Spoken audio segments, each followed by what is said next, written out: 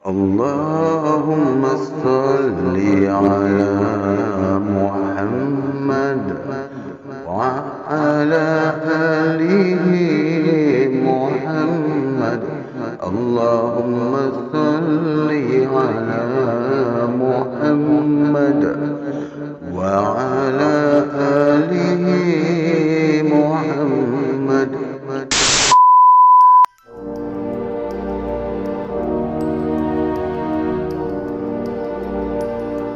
Sejebis kain hitam berbucu 3 dikeluarkannya. Datuk tahan nafas sambil bibirnya bergerak-gerak. Perlahan-lahan, Datuk membuka tapak tangan kanannya dan kain hitam itu digosoknya berkali-kali di tapak tangan. Setiap kali Datuk gosok tapak tangan dengan kain hitam, kaca-kaca halus dan serbuk dari miang buluh bergerak dan berkumpul di ruang tengah bilik. Kau warisi ibu santau ni dari ayah kamu ke? Setiap kali ada orang yang kau santau, ibu santau ini akan bertambah. Bila tidak ada orang yang kau korbankan, dia akan susut. Betul? Datuk ajukan pertanyaan kepada Dumba. Saya lihat Dumba menganggukkan kepala. Kau betul mahu melupakan dan membuangkan ilmu yang kau tuntut ini, Dumba? Ya. Secara rela atas keinsafan bahawa ilmu syaitan ni tak akan diberkati oleh Allah ataupun secara terpaksa. Secara ikhlas, saya nak kembali ke jalan Allah. Saya mahu amal ibadah saya diterima oleh Allah. Sekarang ni saya semayang dan puasa ikut semua perintah Allah. Tapi, saya membuat perkara yang ditegahnya. Mendengar kata-kata Dumba itu, Datuk terus merenung wajah saya. Beberapa saat, Datuk melagakan gigi atasnya dengan gigi bawah beberapa kali sambil mengecilkan mata kanannya. Bola matanya yang terlindung oleh kelopak mata merenung jauh ke arah tertentu yang sukar saya gambarkan. Saya yakin apa yang Datuk lakukan itu adalah satu sorotan secara kebatinan ke dalam hati kecil Dumba. Kau ni ikhlas ke, Dumba? Ya, saya mahu bertaubat, ujar Dumba sambil menangis. Bila tangisan Dumba berakhir, terdengar satu ledakan petir yang amat kuat. Lantai tempat kami duduk itu bergegar. Muka meja yang dibuat dari anyaman buluh berkecai atas lantai. Saya menerpa ke pintu. Daun pintu saya tolak. Saya lihat suasana di luar tetap tenang. Matahari bersinar dengan baik. Tak ada pun hujan dan pekerja-pekerja di kedai itu tidak kelihatan cemas. Mereka tidak mendengar bunyi ledakan petir. Daun pintu saya rapatkan kembali. Berdiri di situ sambil merenung ke arah Dumba dan Datuk yang duduk berhadapan. Kedua belah tapak tangan kiri mereka bercantum. Mereka bersalam dalam keadaan yang luar biasa sekali. Setahu saya, bersalam dengan tangan kiri hanya dilakukan oleh anggota-anggota pengakap sahaja. Mereka bangun perlahan-lahan, macam orang yang membuka bunga silat di gelanggang. Tangan yang berjabat tidak juga terbuka. Sekarang mereka sudah berdiri dengan betul, berpandangan wajah dan bertentang mata. Datuk menekan telapak tangan kirinya pada telapak tangan kiri Dumba dan Dumba terus mempertahankan dengan penuh tenaga supaya dia tidak terjatuh. Tiba-tiba, Dumba mengeluh dan badannya kian merendah. Dia tidak berjaya memisahkan telapak tangan kirinya yang bagaikan bercantum dengan telapak tangan kiri Datuk. Dumba terduduk dan Datuk segera menarik telapak tangan kirinya. Bila telapak tangan kiri Datuk berpisah dengan Dumba, muka Datuk kelihatan berpeluh.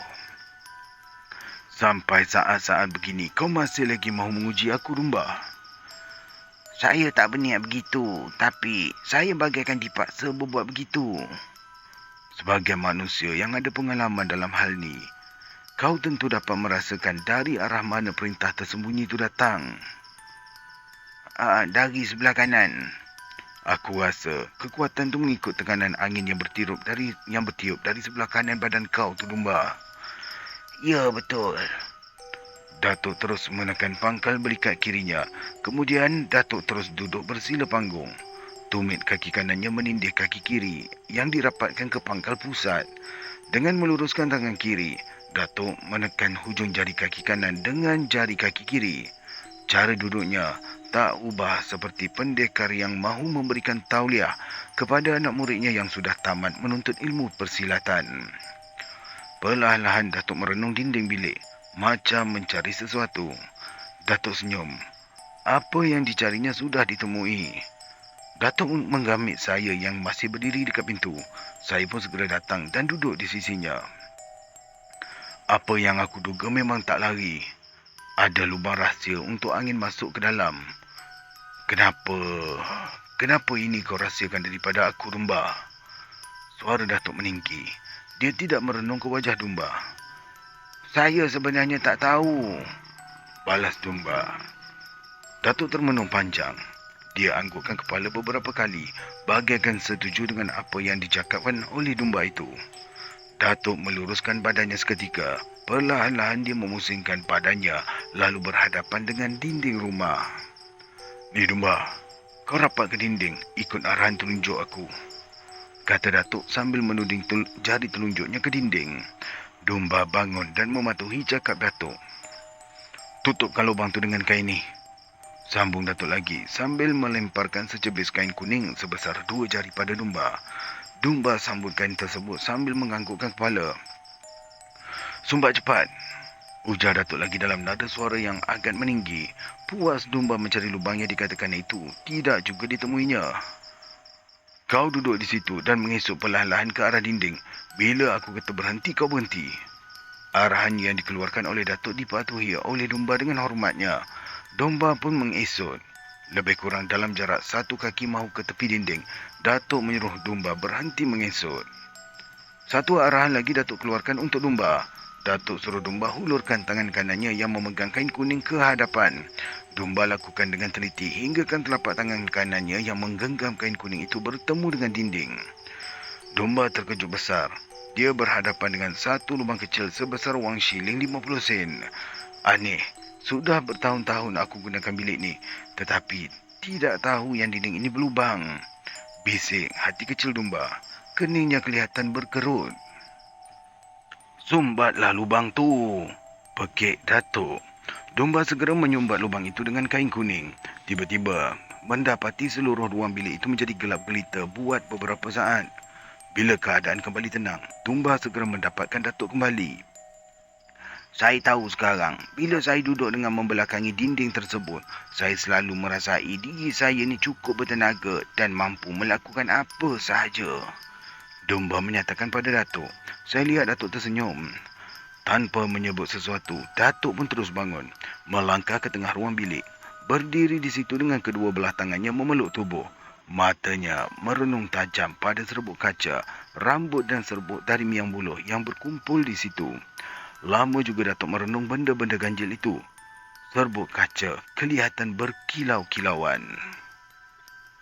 Sekarang ni, kau carikan aku besi berlubang sepanjang 6 inci, Dumba. Datuk mohon pertolongan dari Dumba. Tanpa membuang masa, Dumba terus menuju ke arah peti hitam yang terletak di sudut bilik. Bila penutup peti hitam yang dibuat dari kayu medang sawa itu dibuka, kelihatan kelihatan kepul asap yang nipis naik ke udara. Tanpa mempedulikan kepulan asap tersebut, Dumba hulurkan tangan ke dalam peti tersebut. Dia berjaya mengambil dan mengeluarkan besi bulat sepanjang 6 inci. Dengan tenang dia melangkah menghampiri Datuk dan serahkan besi itu pada Datuk. Dengan menggunakan kain hitam sebagai lapik telapak tangan, Datuk menerima besi tersebut. Ini memang bekas asalnya. Suara Datuk merendah sambil merenung besi tersebut dari hujung ke pangkal beberapa kali. Ya, memang betul, jawab Dumba. Dulu ni kan, kau menerimanya dengan menggunakan besi ni dan sekarang kita akan matikan kekuatannya dengan besi ni juga, balas Datuk. Baiklah, saya ikut saja. Itulah yang aku harapkan dari kau, Dumba. Datuk terus membongkok sambil menyumbat sesuatu ke pangkal besi bulat tersebut. Besi bulat sepanjang 6 inci itu diletakkan berdekatan dengan serbuk kaca, rambut dan miang buluh. Datuk tegakkan badannya kembali, berdiri dengan meletakkan telapak tangan kanan ke atas bahu kiri. Kaki kanannya dilangkas tapak ke hadapan. Datuk jatuhkan tangan kanannya seperti keadaan asal semula. Lagi sekali Datuk membongkok dan memusingkan badannya melepasi longkokan serbuk kaca, rambut dan miang buluh. Kemudian Datuk meniarap di atas lantai. Perlahan-lahan dia menghembus benda-benda tersebut dan dengan perlahan pula benda-benda itu bergerak dan terus masuk ke dalam lubang besi sepanjang 6 inci itu. Bila semua benda-benda itu berada di dalam lubang, Datuk segera menyumbat bahagian pangkal lubang besi itu dengan segumpal kain hitam. Saya terkejut. Dengan tiba-tiba sahaja, besi sepanjang 6 inci itu menjadi merah seperti besi yang dibakar. Datuk membiarkan besi itu di situ. Bila besi itu menjadi hitam macam kayu arang, barulah Datuk mengambilnya dengan menggunakan kain hitam juga. "Kemari, Tamar," kata Datuk. Saya segera menghampirinya dan Dumba tidak dipanggil juga ikut menghampirinya. Datuk memandang wajah kami dengan tenang. "Ni, cuba kau lihat." Biji mata saya dan Dumba tertumpu pada tempat yang ditunjukkan oleh Datuk. Saya menggelengkan kepala beberapa kali sambil menggigit lidah.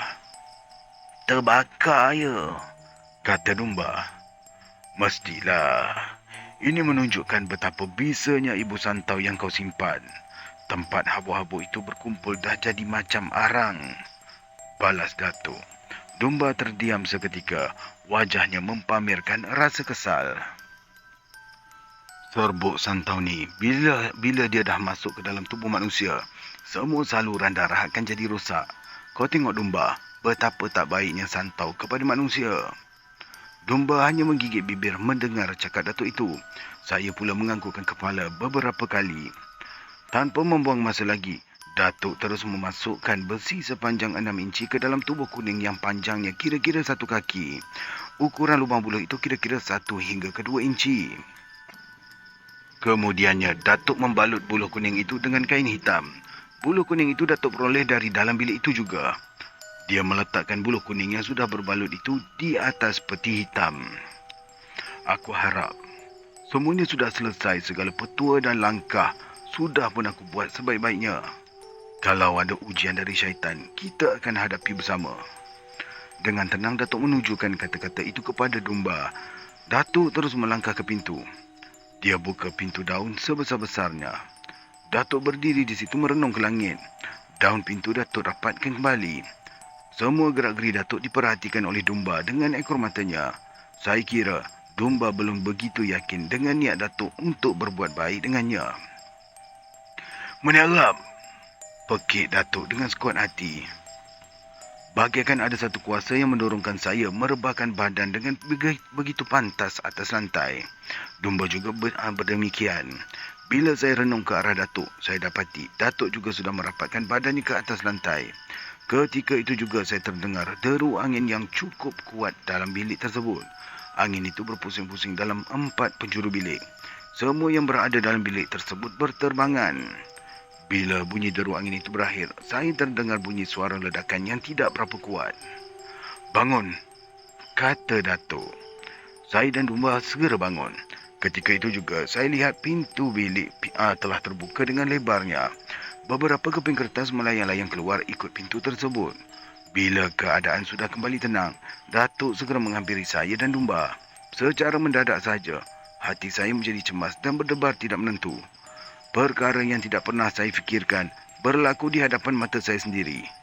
Dumba menangis teresak-esak sambil memaut lutut Datuk.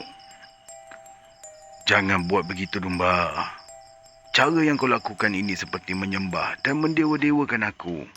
Perbuatan ini salah. Tak ada yang mulia di antara kita kerana kita ni semuanya hamba Allah," kata Datuk. Ternyata Dumba tidak menghiraukan kata-kata Datuk itu. Dia terus memeluk lutut Datuk. Dengan kasar, Datuk menolak Dumba hingga terlentang ke atas lantai. Dumba berguling-guling sambil menangis. Saya jadi kelang kabut melihat keadaan yang serba ganjil itu. Datuk yang tadi kelihatan tenang dan lembut segera bertindak agak kasar. Tangan kanan Dumba disambarnya serta dipulasnya ke belakang. "Apa kena dengan kau ni, Dumba?" "Masanya dah sampai." "Apa yang sampai?" "Saya akan mati, Tuan. Hari ini saya akan mati, Tuan." "Mana kau tahu?" "Saya tahu, Tuan. Bila besi yang saya berikan pada Tuan tadi dimasukkan ke dalam buluh kuning, kuasanya akan hilang. Ayah saya dulu secara tak sengaja telah memasukkan besi itu ke dalam buluh kuning. Akhirnya dia mati dibunuh orang." Datuk terus menggigit bibir sambil mengerutkan keningnya. Dia jadi serba salah bila berhadapan dengan orang yang teguh keyakinannya pada sesuatu perkara yang tidak berasas. Datuk sedar, keyakinan yang ada dalam diri domba itu secara tidak langsung menafikan kekuasaan Allah. Meskipun tangan domba dipulas agak kuat, kesannya tidak ada pada domba. Dia terus meronta-ronta seolah-olah dia tidak mengalami sebarang rasa kesakitan. Dalam saat-saat yang mencemaskan itu, saya lihat Datuk terus membacakan surah Al-Fatihah beberapa kali. Kemudian Datuk merapatkan mulutnya ke telinga domba sambil membacakan surah Al-Ikhlas. Sebaik saja ayat-ayat dan surah itu Datuk tamatkan, saya lihat domba terdiam. Tidak lagi menangis dan tidak meronta-ronta lagi. Domba. Ya, Tahukah kau ajal maut seseorang terletak pada Allah? Tak ada manusia di dunia ni yang boleh menentukan tarikh kematian seseorang. Walaupun orang tu pandai melangit, kaya dengan ilmu batin, kaya dengan 1000 petua dan langkah. tetapi ayah saya sudah membuktikan kebenaran tu. Itu terjadi secara kebetulan saja. Kalau ayah awak tak masukkan besi itu ke dalam bulu kuning, dia akan mati juga kerana janjinya dah sampai. Datuk melepaskan tangan domba dan termenung sejenak. Sepasang matanya merenung ke wajah Datuk.